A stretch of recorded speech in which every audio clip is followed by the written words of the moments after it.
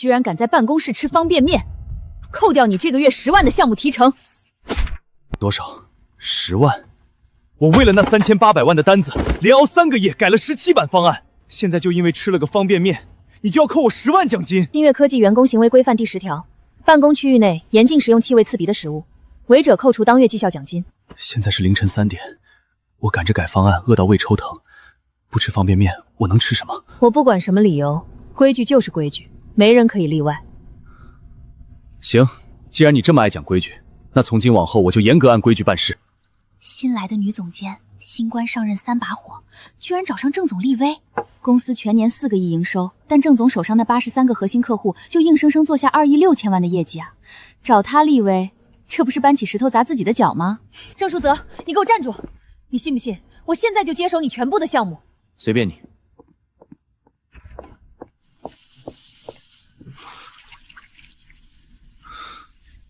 王飘飘，你想玩，我奉陪到底。8年了，我为新月拼了整整8年。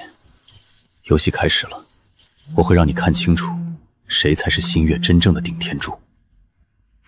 秦总、王总都找过来了，看样子王飘飘已经着手对接客户了。老大，你真就这么走了？那可是10万块啊！王飘飘这人疯了，红衣那3800万的单子铁定黄，公司损失可就大了。既然苏景区惯着这空降的家伙乱咬人，那我就让你们好好看看，新月科技到底是谁在撑着。再也不用凌晨3点还熬着改方案了。8年了，这种日子我受够了。从明天开始，我就做个严守公司规章制度的好员工。老大，你今天居然卡点来？你平时不都是早上7点就到了吗？从今天开始，我凡事都按公司规章制度来。郑思泽，跟我斗，你手上的资源从今往后就是我的了。喂，我是新月科技运营总监王飘飘。你算哪根葱？郑思泽人呢？叫他马上过来跟我对接。郑思同人呢？秦总，您先消消气，我是新月科技新任运营总监王飘飘。弘毅那3800万的项目今天必须敲定，叫他立刻过来。郑经理违反了公司纪律，目前正在接受内部处分。从今天开始，您这边的项目由我全权对接，有什么需求您直接跟我说就行。哼，纪律？我管你们什么狗屁纪律，我只认郑思泽，没他在，这个项目你们新月半毛钱都别想拿到。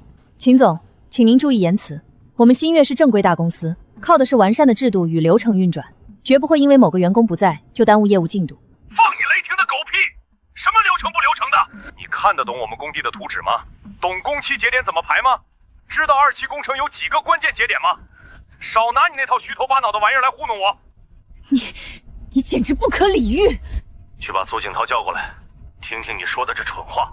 限你们10分钟之内，让郑思泽赶紧给我回电话，不然合作直接取消。好你个郑思泽，原来在这儿等着我呢，想拿客户来压我。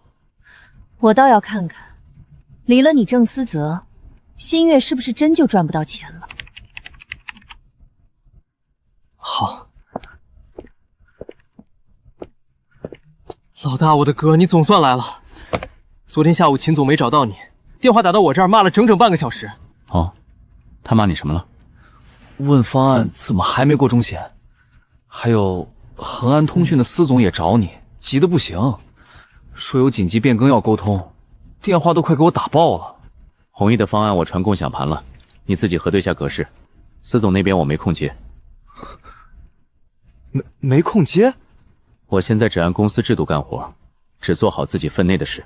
郑思泽，今天会上我非得好好收拾你不可，让你搞清楚谁才是这的老大。郑总，弘毅地产的中检汇报在下周1，秦总那边的对接。你有秦总微信吧？直接找他对接就行了。可这项目一直是你跟进的，秦总也只认你一个人啊。那就让他认识认识你呗。反正我现在是违规员工，态度恶劣，屡教不改的。万一跟秦总吃饭时再泡桶方便面，又扣10万，我可赔不起。郑尚泽，你这是什么态度？让你正常对接客户，你在这阴阳怪气的，你眼里还有半点大局观吗？王总监，我严格照着公司规章正主办事，怎么就没大局观了？好一个规章制度！客户急着找你，你身为核心项目负责人，连客户电话都不接，这就是你说的制度？按照公司制度第3章第6条，员工非工作时间有权拒绝处理非紧急任务。我9点才上班，有问题吗？那现在是上班时间，恒安通讯的司总找你，你为什么不接？司总一打电话就是40分钟，我9点上班，接完他电话直接就到午休点了。贺明，你帮我回一下司总。回什么？就说我最近太忙，有事让他直接打公司客服热线。你疯了？那是3800万的大客户，你让他打客服热线？王总监，这不正是您说的公司靠制度不靠个人吗？我照着您定的规矩办事，有问题吗？行啊，郑世泽，能耐见长了，我倒要看你能横到几时。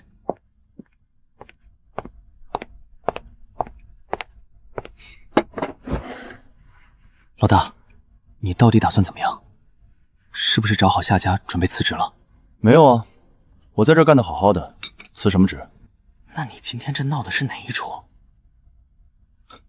我就是想明白了。小明，我加了8年班，有一年大年30，我在机场候机厅给客户改方案，你还记得吧？记得。可结果呢？我为了公司业绩拼死拼活，到头来就因为加班到凌晨3点，饿极了泡了桶方便面，就被扣了10万的提成。所以从今天起，我准点上班，准点下班，周末正常双休，节假日直接关机，不接客户的无理电话，不陪客户喝酒应酬，半点职责范围外的事儿都不干。你这是在报复公司？别乱扣帽子，我这叫严格按公司制度办事。王总监不最看重制度吗？我这是全力配合他的工作。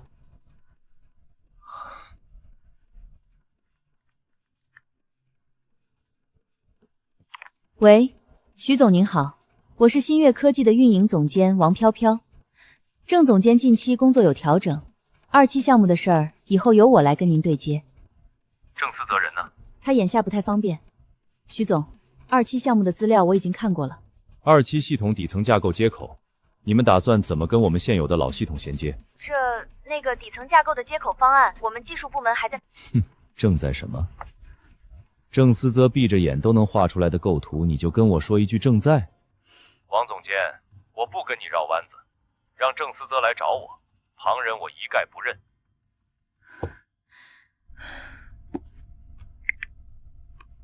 喂，陈总，我是新月的。别跟我扯没用的，让郑思泽接电话，不然下个月的续约就免谈。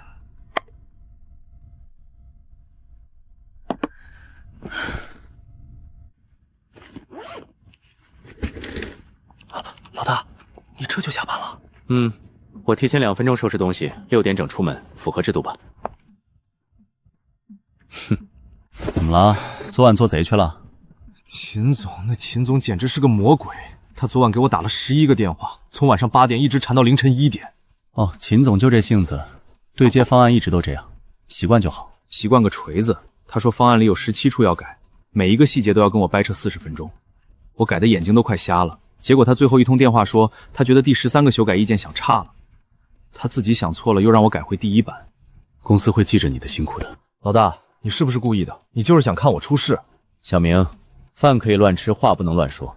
我严格遵守公司按时上下班的制度，是你自己要接他的电话，关我什么事？郑总监，恒安通讯的司总正在1楼大厅等您。我没约他。司总没提前预约，直接找上门了，而且他还拎了2箱顶级羊肠湖大闸蟹，说非得见你一面不可。就说我在开重要会议，没空接待访客。可司总说他愿意等，还有这大闸蟹。客户接待不归我管，让运营总监办公室安排人对接。是司总吧？您好，我是新月科技运营总监王飘飘。司总，恒安这个项目对我们公司至关重要，我已经梳理过项目进度，接下来由我统筹全局，用最专业的流程管理体系，保障项目顺利落地。王总监是吧？我跟小郑合作5年了，每个项目都是他亲自跟进的。公司是个整体，我的团队同样专业。是吗？那你清楚我们恒安系统的冗余架构是怎么设计的吗？你知道3期工程最核心的业务痛点在哪儿吗？这些技术细节，我们的技术团队会……那你总该知道每次项目应酬我爱喝什么酒吧？司总，这跟项目没关系吧？我们是正规商业合作。怎么没关系？每次小郑陪我喝的都是衡水老白青，他知道我是衡水人，这就叫诚意。你连我喝什么都摸不准，一问三不知，拿什么接我的项目？王总，这螃蟹是专门留给郑总的，旁人碰都别碰。至于你，还不够格接我们恒安的项目。郑思泽，你们给我等着！我去，快刷公共邮箱，恒安通讯发正式公函了。就恒安通讯3期项目推进事宜，否则我方请提前书面评估合作。超参名单里有王飘飘，人事部还有副总的秘书，这摆明了是逼顿啊！徐总的邮件也来了，措辞更硬，说对接跟不上就直接换供应商。怎么会冒出来这么多？11家核心客户集体发难，这根本不可能是巧合。我本来只是想扣他薪资立个威，怎么会闹到这么不可收拾的地步？上亿的损失，苏总知道了，我这个总监的位子铁定保不住了。我可是名牌大学毕业的高材生，凭什么比不过他一个老油条？他铁定是早就谋划好了一切，就等着看我出丑。怎么会这样？怎么所有人都只认他一个人？王总监，下班了。司总送的大闸蟹挺新鲜的，要不要吃2只？别客气。郑煞泽，你把公司架到悬崖边上，你觉得你这套做法很聪明吗？不聪明，但是合规。老大出大事了，你快看邮箱，弘毅地产发正式公函过来了。弘毅那边怎么说？暂停3800万的智慧社区1期项目，他们直接叫停了中检汇报，说咱们对接人员换得太勤。意料之中。最狠的是，这公函超发给了全公司高管，销售部现在直接炸锅了，老陈都急红了眼，刚冲进王飘飘办公室了。王总监，你今天必须给我个说法，这到底是怎么回事？陈总，你先冷静，客户那边的决定我会去协调处理。协调？你拿什么协调？这单子我们销售部从谈判到签约整整跟了1年半，眼看着就要中介收尾了，你倒好，直接给我搞黄了。我说了我会解决。郑思泽现在还在公司，又没被辞退，也没给他调岗，那他怎么都不管事儿了？秦总那边明说了，只认郑思泽，你到底把他怎么样了？我就是照着公司规章制度给了他合理处罚，是他自己态度消极，不肯对接，这是他职业素养的问题。规章制度？这套规章制度纯粹是强人所难。今年公司的业绩指标全压在这个项目上，停1天就是几十万的损失。你是销售总监，客户有情绪，你怎么不去安抚？你还跟我推卸责任？这是推卸责任吗？制度旧规在先，我只是照章办事。王飘飘，我告诉你，你根本不懂业务。你以为客户认的是新月的招牌，人家认的是郑思泽这3个字。这3800万的单子要是真黄了，你引咎辞职都赔不起。苏总，您找我。王飘飘，永信集团的周总刚直接把电话打到我这儿了，你到底在搞什么名堂？苏总，我正接手永信的项目，还在熟悉期间。熟悉阶段。周总说永信2期的数据迁移方案，他们等了3天，3天半点动静都没有。我不管你用什么方法，立刻把周总那边摆平，不然你这总监就别当了。3天时间，我连方案在哪儿都摸不着头绪，这根本就是不可能完成的任务。不行，我不能就这么认输，得亲自给周总打电话赔罪。只要我态度放软些，周总应该会给我一次机会。周总您好，我是新月科技的运营总监王飘飘。关于少啰嗦，我就问你，永信2期这里的数据迁移方案到底什么时候能发过来？周总您先别急，我们这边已经在全力推进了，我肯定会协调好各个部门。协调？我问的是具体技术细节。新方案里的双活数据中心架构、跨机房的网络延迟，你们打算怎么解决？延迟能控制到几毫秒之内？这关于延迟问题，我们技术部还在评估，应该是符合行业标准的。行业标准？你连具体数值都报不出来，跟我谈标准？还有原有业务系统停机窗口期，你们打算怎么压缩？数据回滚机制的触发临节点，你们设的是多少？停机窗口期，我让郑思泽，不对，我让技术人员。一问三不知，你连最基本的业务逻辑都搞不懂，当什么总监？还敢跑来接手这种核心项目？你们新月是把我们永信当小白鼠拿来做实验吗？周总，您听我解释，郑总监他最近……我没空听你扯，我最后说一遍，明天郑思泽要是还不来对接，这合作就甭做了。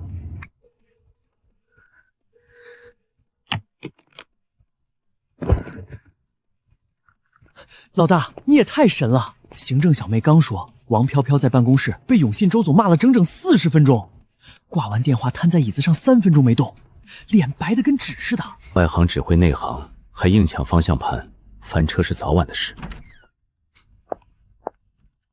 小明，你先出去一下，我跟郑总单独说2句。小郑啊，你这路子我都懂，可弘毅那边已经停了，永信的事儿也捅到苏总那儿了。张姐消息倒是挺灵的。你听姐一句劝，见好就收吧，真等高层秋后算账，你也讨不到好。咱们在职场混，总得讲点大局观。大局观，张姐，你也跟我谈大局观。那些年我陪客户喝出的胃病，算不算大局？凌晨2点爬起来给客户改方案，1分加班费都没有，这算不算大局？大年30在机场熬通宵赶方案，这算不算大局？我没想跟公司对着干，就是突然想通了一件事。要是干多干少都一样，干好干坏没差别，连在公司吃桶泡面面都要被罚10万，那我凭什么往死里拼？你说的都在理，可公司里占理的人，往往等不到被证明正确的那天。多保重吧。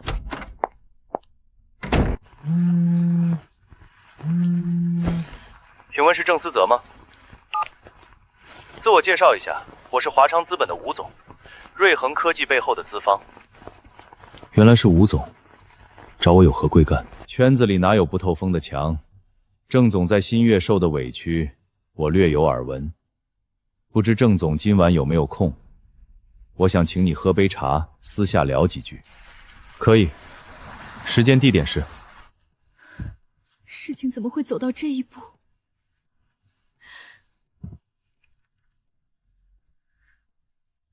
郑总，咱们明人不说暗话，新月科技眼下的乱局，大家都看得分明。郑总来我这儿吧，我给你开新月3倍的年薪，再加华昌资本之一的股权。吴总，3倍年薪再加股权，手笔确实不小。可我想不通，华昌资本犯得着为一个新月的问题员工开这么高的价码吗？郑总你太谦虚了，新月那帮庸才不识货，把真金当废铁糟践。可我吴某人心知肚明，弘毅、永信这些上亿规模的大客户，人家认的根本就不是新月的招牌，看中的是你这个人。吴总倒是把我们公司的底摸得门清。实不相瞒，你在公司吃了桶方便面就被新总监扣了10万提成的事，转天就传到我耳朵里了。看来公司内部早就安了华昌的眼线。王飘飘这蠢货还以为自己立了威，实则把公司的底牌全亮给对手了。郑总，良禽择木而栖，来我这儿 VP 级别团队你自己搭。一来我给你绝对的尊重，二来除了3倍年薪，华昌再给你1%的原始股，三来你想在工位吃方便面就吃方便面，架锅煮火锅都没人管你。吴总的诚意我心领了，只不过我最近正认真研读新月科技的员工行为规范，每天准时上下班，修身养性，这是不急。好一个修身养性，郑总果然沉得住气。华昌随时等候你的加入，建议不要过多端望，行业发展窗口期有限，机遇不会长久停留。3倍年薪加1%股权，王飘飘，你大概做梦都想不到，你一张罚单反倒把我逼成了资本眼里的香饽饽。我还以为你能一直稳坐如山呢，苏总。小郑，这么半天才接电话，忙着呢？不忙，刚下班出来散散步。弘毅地产和永信集团的项目都停摆了，客户投诉函快堆满我办公桌，这事你应该听说了吧？听说了。我还听说你今晚正跟华昌资本的吴总一块喝茶，连我跟谁喝茶都摸得这么清楚，看来苏总是真慌了。苏总消息倒是灵通得很，这么多年，公司一直为你搭好平台，能给的资源从来没亏待过你。你能有今天的成绩不容易，做人眼光得放长远，不能受点委屈就跟公司置气，更不能做损害大局的事。小郑，你入职公司整整8年，我自问这些年待你不薄，资源平台尽数交付于你，一直将你视作左膀右臂。王飘飘刚进公司，管理手段难免生硬，我之后会单独找他沟通调解。可你如今拒接客户来电，到点就下班，搁置核心业务不管，别扯没用的了。秦总那边催得急，这数据我还得再核对一遍。小郑，你现在立刻回公司，把弘毅和永信的项目对接好，全部以公司利益为重。苏总，您说完了吗？你什么意思？既然您说完了，那现在是不是该轮到我，照着规章制度给您汇报工作了？苏总，根据王飘飘总监亲自发布您签字生效的员工行为规范第2章第4条，员工需严格遵守朝9晚6作息，严禁无意义加班，下班时间非紧急情况不得处理工作事务。那是针对普通员工的，你是核心高管。不好意思，苏总，制度里没写高管可以豁免。我准时打卡下班，拒接非工作时间的电话，完全是照着公司规定来，这叫服从管理，怎么能叫赌气呢？郑世泽，别总拿公司规章跟我讲条件，你是公司核心骨干，难道连一点为大局牺牲的觉悟都没有？牺牲精神，我这8年哪天不是熬到凌晨2点还在改方案？哪天不是死在酒桌上喝到胃出血？吃了桶方便面就被你们定性为态度散漫，直接扣掉了10万块的项目提成。之前的事儿是王飘飘处理欠妥，我已经批评过他了。苏总，您说的轻巧，公司一面压榨员工，要求大家无偿付出当牛做马，一面又纵容那些只会纸上谈兵的草包搞形式主义，把老员工的心血踩在地上碾。苏总，这就是您嘴里的大局。郑思泽，你知不知道自己在跟谁说话？非要闹到不可收拾的地步才甘心？苏总，您怕是忘了，眼下真正该担后果的人到底是谁？要是您觉得一个为公司拼了8年的老员工，还不如一桶10万块的方便面，那这种公司我待着也没劲。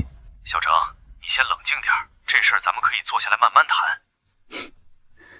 明天见，苏总。当然是早上9点之后。郑思泽这混账东西还真敢把桌子掀翻，2亿8千万的业务攥在他手里，掐着公司的命脉，根本没在怕。外面的秘书在哪儿？现在立刻把王飘飘那个成事不足坏事有余的人给我叫过来。苏总，您找我？我找你？我都想扒了你的皮！2亿8千万的损失评估摆在这儿，王飘飘，你自己说说，到底干了什么混账事？苏总，这只是预估数字而已。弘毅和永信的项目出问题，全是郑思泽恶意消极怠工闹的。我正在重新梳理对接流程，只要……还梳理什么流程？你知不知道弘毅的秦总刚发了什么？终止合作了，不是暂停，是彻底终止。3800万的项目全部打了水漂。除此以外，我们还要倒贴380万违约金。怎么会这样？下午我已经发邮件主动约秦总视频会议沟通了。人家秦总直接让你滚。新月科技派一个连行业底层逻辑都摸不透的外行来谈合作，摆明了是拿弘毅众人当戏耍。这就是你说的梳理流程。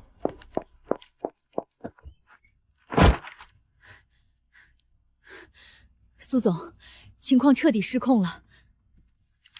刚刚恒安通讯等7家核心客户全都发来了暂停合作函。直接说总数。直接损失加上解约潜在亏损，总额已经飙升至1亿9千万。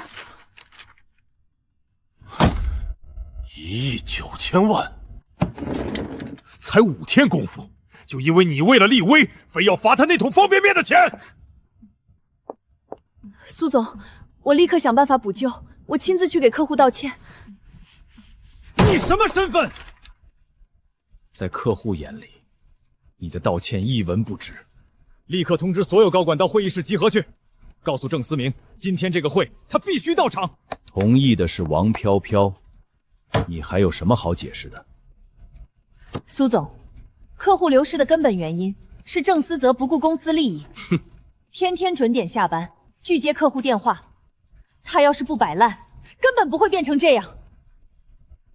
哼，别狡辩了，分明是你眼红他手握的优质资源，拿规章制度为难他，克扣10万提成，才逼得他一切照规章办事。公司又不是他家开的，我按规章制度办事，难道有错吗？规章制度，王总监说的真漂亮。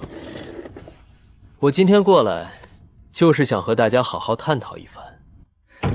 你还好意思提规章制度？你知不知道，就因为你消极怠工，公司亏了1亿9千万。王飘飘，你住嘴吧！这锅你还想往外甩？是你强行接手郑思泽的客户，连技术参数都搞混，才把客户逼走的。老陈别上火啊。至于王总监口中我消极怠工的说法，我不能接受。苏总，从本周开始，我每天早上8点55分打卡，下午6点01分下班，午休1小时，绝不越界。一切完全遵照王总监颁发的员工行为规范执行，这怎么能叫消极怠工呢？那是最基本的要求。你手上攥着公司核心项目，客户半夜找上门，你凭什么关机？凭什么？就凭你当初跟我说公司不是家，下班了就别扯工作。我现在把工作和生活分得明明白白，半点公司的便宜都不占。王总监，您是不是该给我颁个优秀员工奖？够了，小郑，我平时怎么跟你说的？做人得有大局观。你在公司干了8年，这点委屈都扛不住。苏总，大局观这玩意儿得加钱。当初就因为1桶方便面扣我10万提成，那时候怎么没人来跟我讲大局观？你闹情绪也该闹够了，明天立刻恢复正常工作，把弘毅的单子给我拿回来。郑思泽，你知道这么做的后果是什么吗？我知道，可损失是公司的，又不是我的。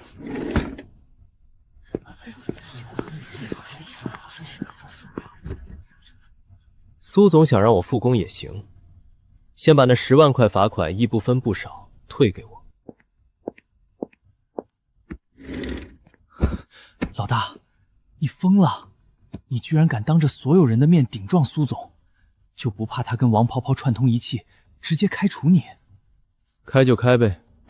哥，现在经济这么不景气，你拖家带口的，要是真被开了可怎么办？昨天瑞恒科技的吴总约我喝了趟茶。瑞恒，咱们最大的死对头，他找你干嘛？他给我开了条件，3倍年薪加 VP 职位，还有期权。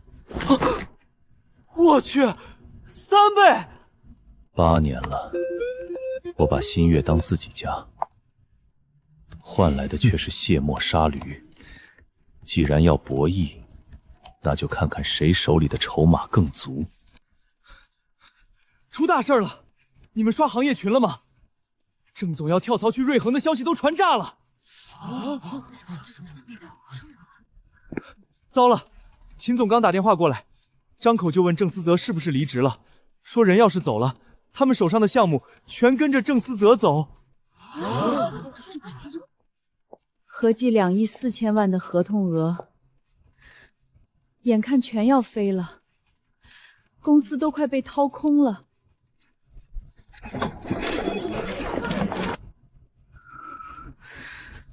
苏总绝不会饶了我，这2亿4千万要是黄了，我铁定被推出去背锅。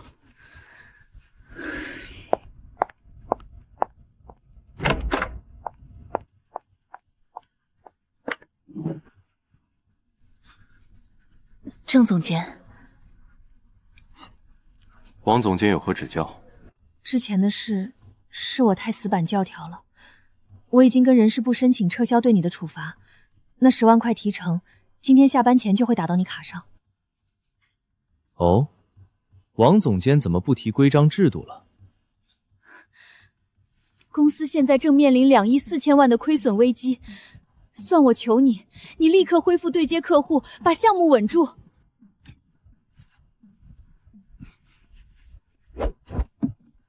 王总监，以前我把公司当自己家，什么活都往前冲。现在我倒觉得你说的对，上班是上班，下班是下班。我还得谢谢你，让我找回了属于自己的生活。郑思泽，咱们都是给公司打工的，现在公司遭遇重大危机，你真忍会眼睁睁看着公司一蹶不振？8年的情分，你一点都不念吗？现在谈感情了，王飘飘，你知道郑哥那天吃方便面被你罚10万的时候，他正在干什么吗？为了赶弘毅的紧急方案，他一个人加班到凌晨3点，连口热饭都没捞着，就泡了桶方便面凑合。你上来就扣10万，现在你倒跟他谈起感情来了。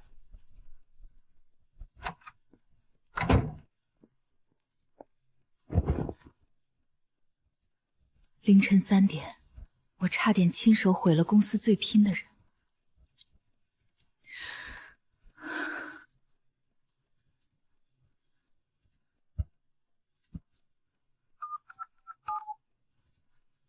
苏总是我们得谈一谈。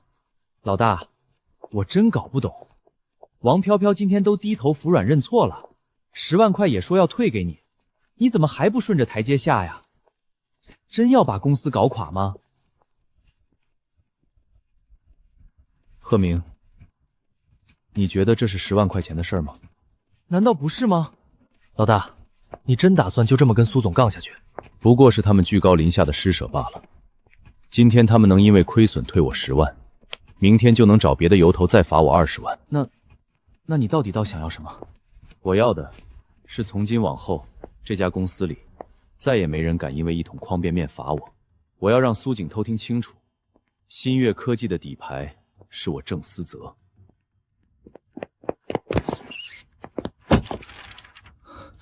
老大，出大事了！苏总提前1天回来了，刚落地就直接来公司了。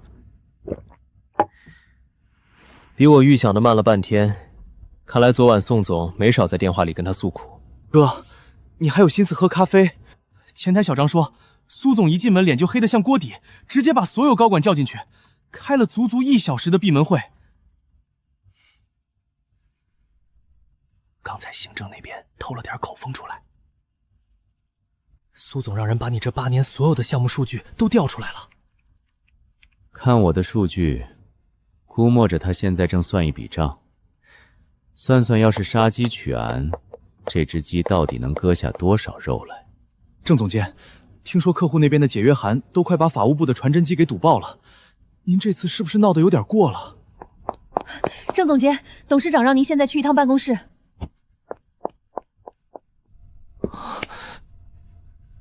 完了，这是要秋后算账了。郑哥，你可得悠着点儿。苏总这次铁定是动真格了，实在不行，咱先低个头，好汉不吃眼前亏嘛。低头？贺明，你记着，职场里手握底牌的人，根本没必要低头示弱。该妥协的人，这会儿困在办公室发愁。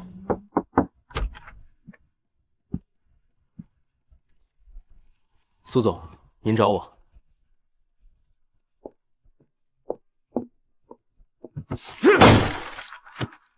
自己好好看看。陈姐前2天跟我说亏损是2亿4千万，今天涨到多少了？2亿8千万。今早恒安的司总跟永信的周总又送来措辞强硬的解约通知。郑思泽，你究竟想怎么样？我待你难道不够优厚？这8年新月科技何曾亏待过你？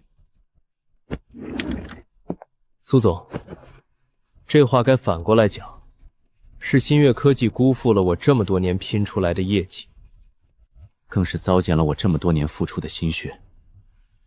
你对客户撒手不管的这些天，公司每天都在大书写。你以为你是在跟王飘飘置气？你这是拿公司的命脉开玩笑。苏总，纠正一下，我不是对客户不上心，我只是在严格照着公司新出的员工行为规范办事，朝9晚6，不早退也不加班。这不正是公司，或者说您这位新任运营总监大力推行的规范化管理吗？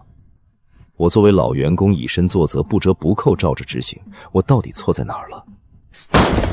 你少拿规章制度当幌子！明知道王翩翩根本摸不透业务的底层逻辑，也清楚那些客户只买你的账。既然知道他不懂业务，那是谁给了他拿着鸡毛当令箭的胆子？是谁纵容他踩着员工的脸面耍威风的？苏总，这么大的损失，根本不是我造成的，是公司一味纵容外行乱指挥，死守死板规章的必然后果。我不过是配合你们演完这场戏罢了。郑苏泽，你真当公司离了你就转不动，我就不敢动你。苏总，您当然敢动，毕竟讲究规范化管理，谁都不能凌驾于制度之上。昨晚吴总刚请我吃了顿饭，不只是吃饭，吴总连我这8年做过多少个 A 级客户都摸得门清，开的条件是3倍年薪，再加华昌资本的 VP 直签。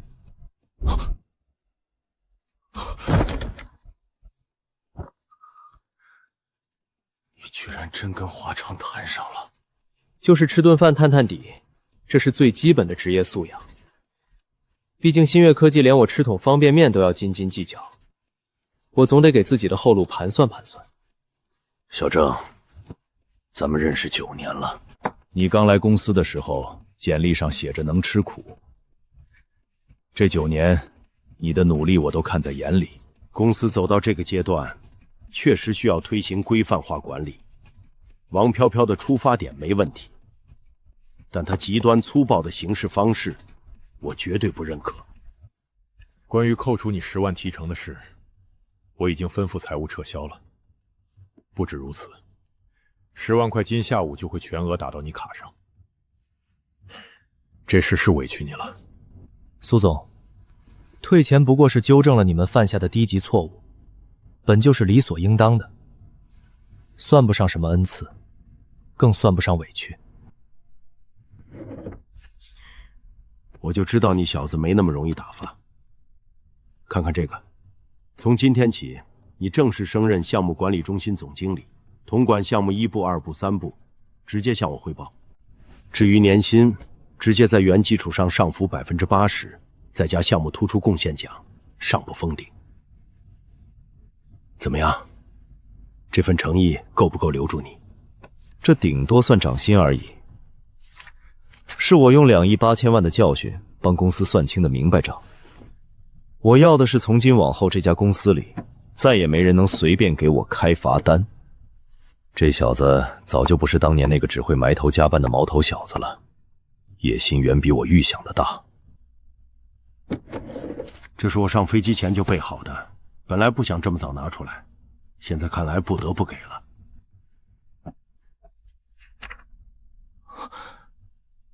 股权，小郑啊，华昌能给你3倍年薪，可你去了，那永远都只是个打工的。新月科技是你我一起打拼出来的，这里有你的根。这不是期权，是干股，用不着等几年才兑现，只要你在就行。每年直接拿分红。去年公司估值12个亿，1%的份额，你自己算笔账。这就是我给你的实打实的保证。不光如此，我刚签发了2项新规。第一，废掉加班不许吃东西的荒唐规矩，以后加班餐费公司全额报销。第二，大幅收掉王飘飘的管理权限，从今天起调他去流程优化岗，处罚权限降到2000元以内。公司核心业务以后他半点都沾不上边。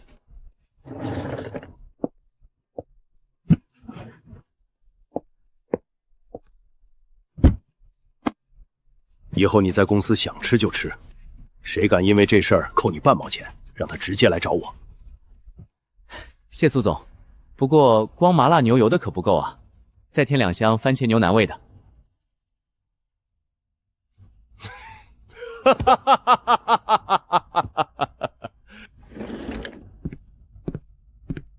苏总，给我3天时间，弘毅和恒安的合同我保证重新摆回你办公桌上。好。郑总监，恭喜升职。王总监消息倒是挺快。之前当众罚你是我不对，我向你道歉，希望你……这事儿翻篇了，王总，以后真加班熬到后半夜，记得吃点东西垫垫，别空着肚子硬扛。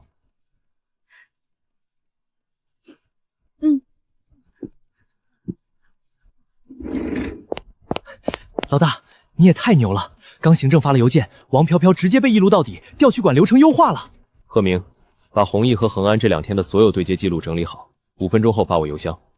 各小组负责人10分钟后到会议室开会。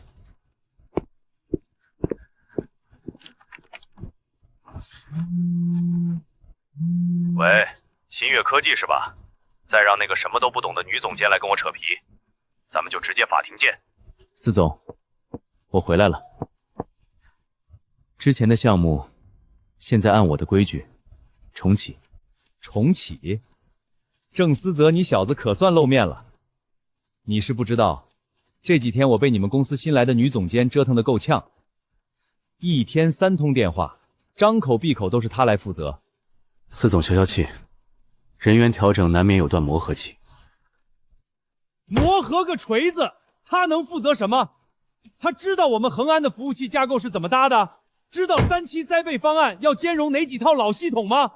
他确实不懂，不过这些方案的底层逻辑全在我脑子里装着。小郑，你跟我交个底，这几天故意不露面，是不是外面有公司高薪挖你？你要是真跳槽，恒安这单子我直接跟着你走，只跟你签。司总抬举我了，没跳槽，刚升了职，往后恒安的项目还是我亲自跟您对接，资源调配也由我说了算。哈哈哈哈，你小子升职了也不早说一声。哈哈哈哈，那你倒说说，这几天为啥不接我电话？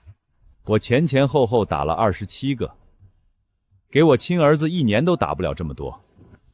是我的不是，回头我做东，请您吃饭。衡水老白刀，管够，5瓶起步，就这么定了。明天赶紧把修改版发我。老大，不对，郑总，行政刚发全员通告了，任命郑思泽为项目管理中心总经理，直接向董事长汇报。还有，公司授予您1%的干股，1%啊！按咱们公司现在的估值，牛啊！1%，干股那可是1200万。不过是纸面估值，又不是真金白银到账，别大惊小怪的。别大惊小怪的，这才只是个开始。我要的是在这家公司绝对的话语权，再也不任人随意拿捏。都别愣着了，接着干活。贺明，查一下弘毅秦总眼下的行程，准备收网。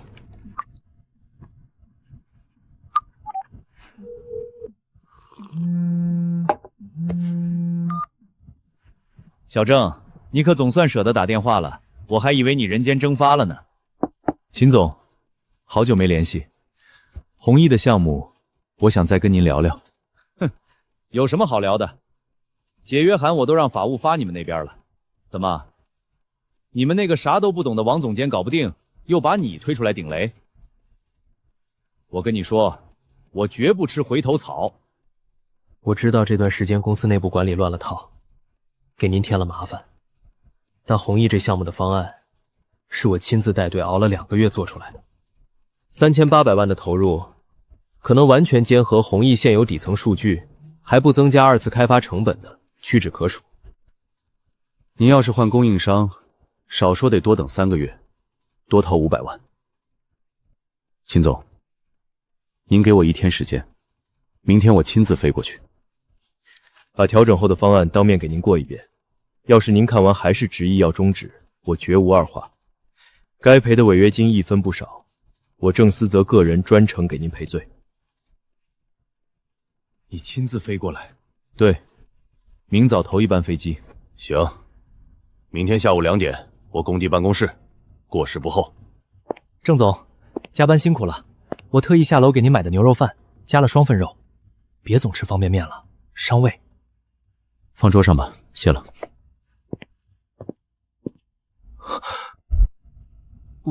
王总，您怎么来了？我来找郑总汇报点事。苏总让我写一份这次事件的流程复盘报告，我拿不准写的合不合适，想请您帮忙指点指点。这就是你写的复盘，满篇都在检讨自己性子太急，沟通不到位。王飘飘，你是不是到现在都没弄明白自己到底错在哪儿？规范化管理本身没毛病，公司要是总靠几个人的个人能力硬撑，迟早要出问题。你错就错在把规范化搞成了一刀切的棍棒，眼里只有流程，没有做事的人。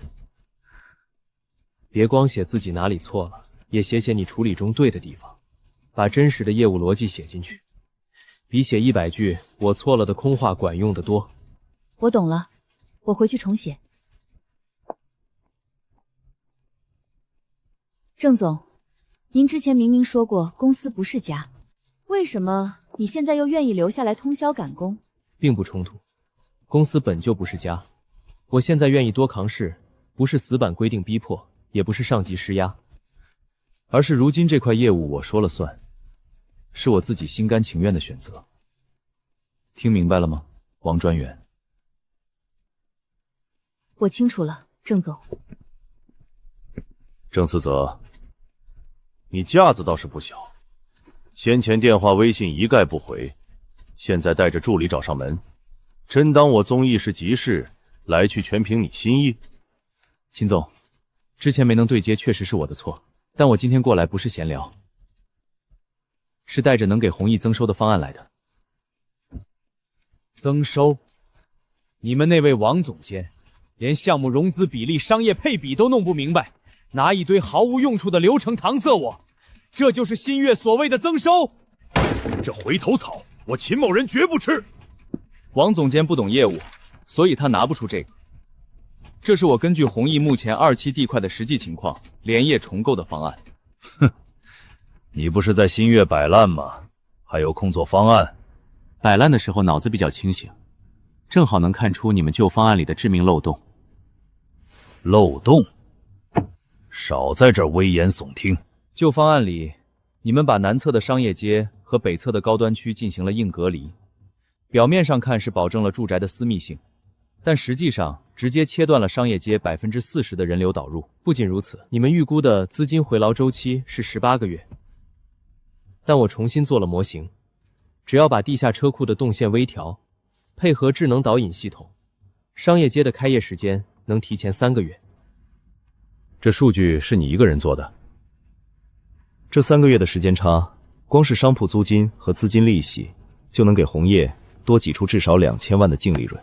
秦总，这2000万，你确定不要？你小子平时看着闷不吭声，哼，摇起人来是一点都不含糊。秦总过奖，我只是个打工的，拿钱办事，讲究个专业。哈哈哈哈哈！好一个专业！哈哈哈哈！重新签，条件不变。郑总，以后这弘毅的项目，我只认你一个人。小郑啊，恒安通讯的3期项目干得漂亮。这几天又有好几家新客户主动找上门，都指名道姓要找你这个靠谱的郑总。苏总过誉了，分内之事。好好干，公司不会亏待功臣的。